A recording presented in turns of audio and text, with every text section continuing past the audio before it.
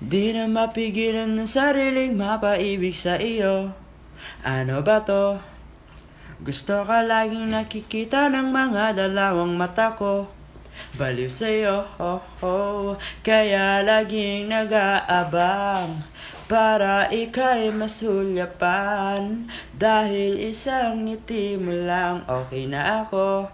Nang dahil sa'yo, oh, oh, eh. Binibini, oh, alam ko naman na hindi ako ang narapat mong magustuhan.